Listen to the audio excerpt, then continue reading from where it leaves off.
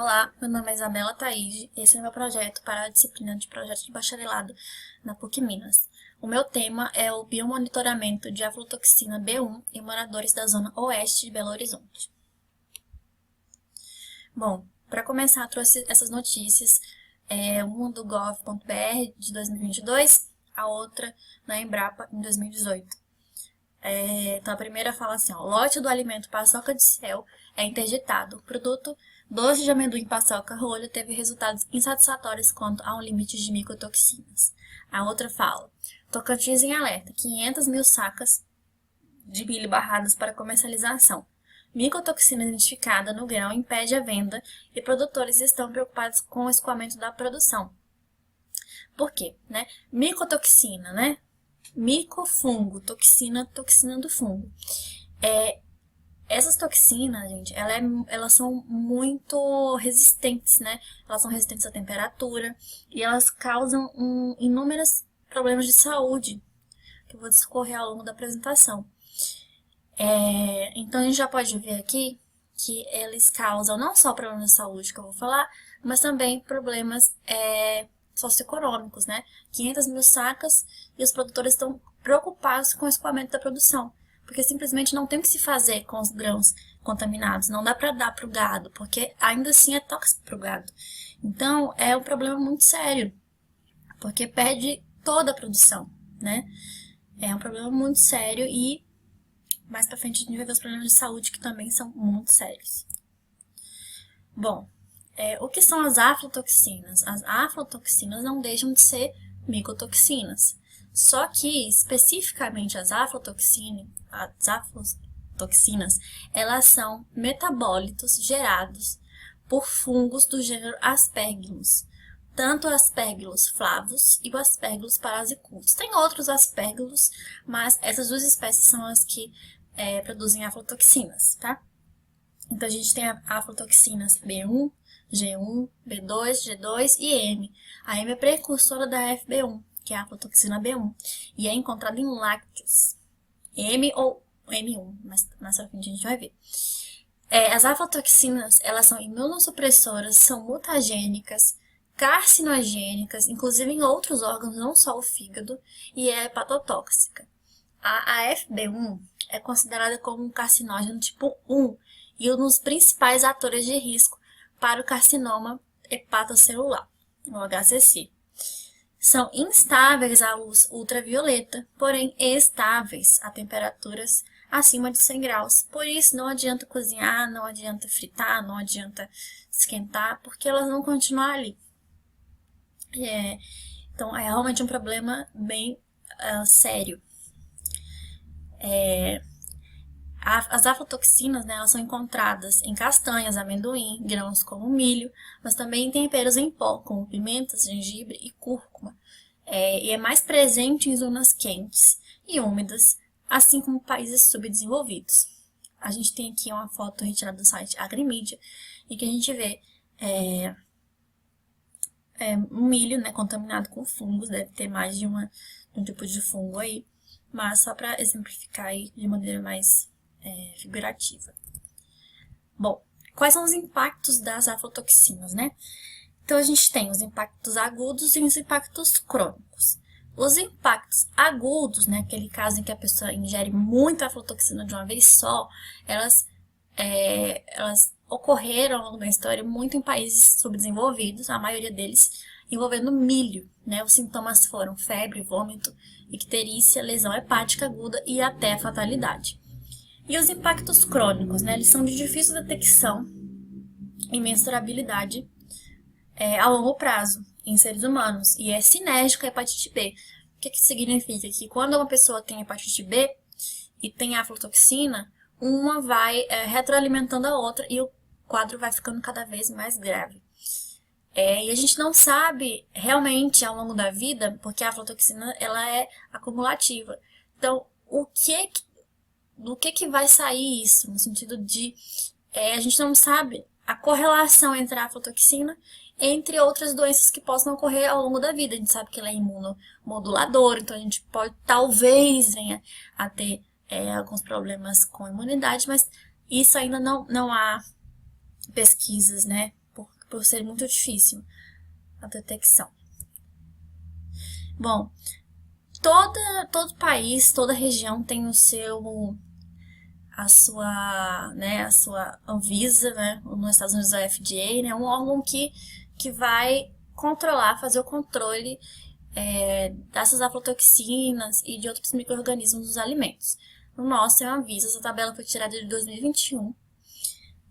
E aqui estão os alimentos, né, os limites máximos tolerados para aflatoxinas em alimentos. Então, os alimentos e categorias. A gente tem para a aflatoxina M1, como eu falei, a M ou M1, ela é relacionada, ela é precursora da FB1. A FB1 é a mais perigosa de todas. Então, a gente tem, do leite, leite em pó, leite fluido e queijos. A aflatoxina B1, B2, G1, G2, a gente já encontra em alimentos, né, à base de cereais, amendoins, castanhas, especiarias, feijões, frutas desidratadas, milho, produtos de cacau e chocolate, sendo os grandes, protagonistas o milho, produtos de milho, amendoim e as castanhas, né? Tendo aí os maiores limites, né, de micrograma por quilo, né, permitidos. Esses limites, esses valores, eles vão variar de país para país, de região para região, sendo a Europa a região mais exigente, né, quanto à qualidade e ao limite dessas aflatoxinas, né. Países como a Índia, a China já expandem mais esse limite aí de aflatoxina. O Brasil fica ali no meio termo.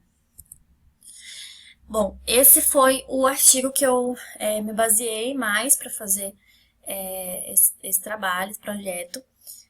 Fala aflatoxinas, conceitos sobre mecanismos de toxicidade e seu envolvimento na etiologia do câncer hepático celular.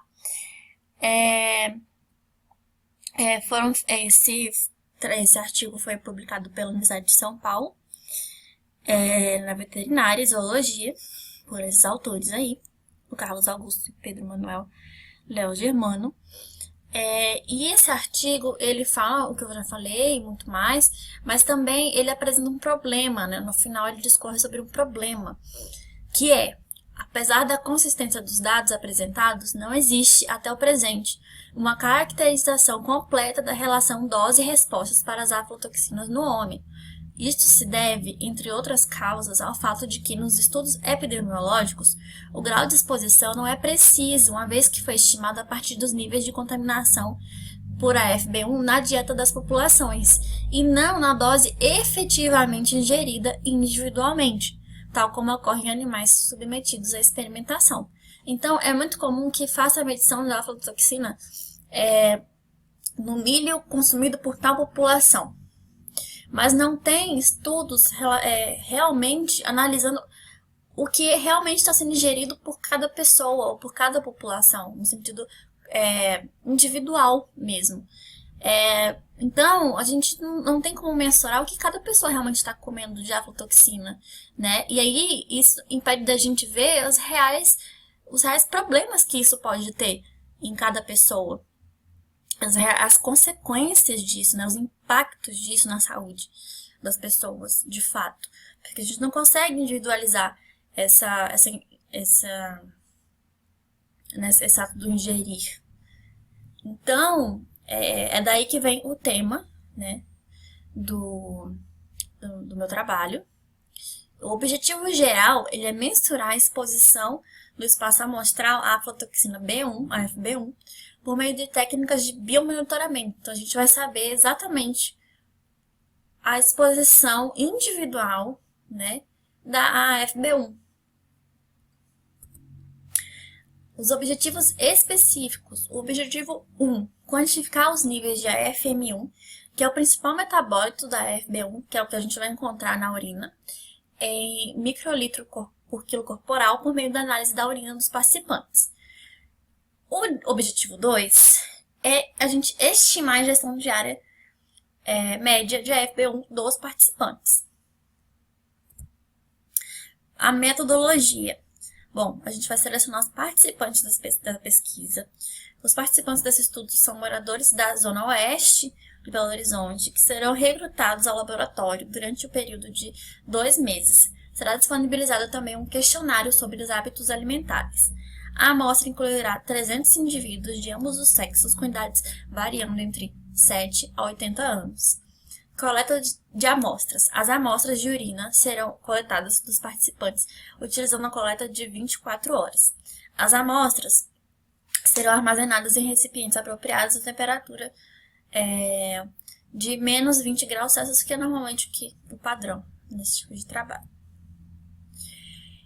Agora a gente vai para a parte de extração de AFM1 da urina.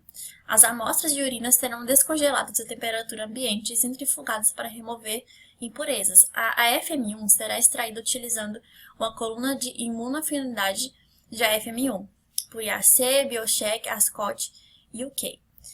Agora, a gente vai para a parte de análise de AFM1 por LC-MS por MS. As concentrações de AFM1 nas amostras de urina serão analisadas utilizando um sistema de cromatografia líquida acoplada a uma espectrometria de massas em tandem, LC-MS por MS. Será feita também a estimativa da ingestão diária de AFM1. A estimativa da ingestão diária de AFM1 será realizada utilizando o nível de biomarcador urinário, o volume diário de excreção de urina, o peso corporal e a taxa de excreção urinária do biomarcador, conforme descrito na seção de análise estatística. E agora, na parte de análise estatística, as concentrações de AFM1 serão analisadas estatisticamente, utilizando médias, desvio padrão, medianas e faixa para resumir os níveis do biomarcador. As análises de correlação linear e regressão serão realizadas para investigar a relação entre os níveis de AFM1 na urina e os dados de consumo alimentar. Então, a gente vai cruzar essas duas informações. Esse é o cronograma, a revisão bibliográfica acontecendo no mês 1, no mês 3 e no mês 5. O planejamento e preparação acontecendo no mês 1. A coleta de amostras acontecendo no mês 2 e no mês 3, a extração e análise de AFM1 acontecendo no mês 4 e no mês 5. A análise de estatística e interpretação dos resultados acontecendo no mês 6, relatório final e conclusão acontecendo no mês 6 também. E essas são as minhas referências. Obrigada.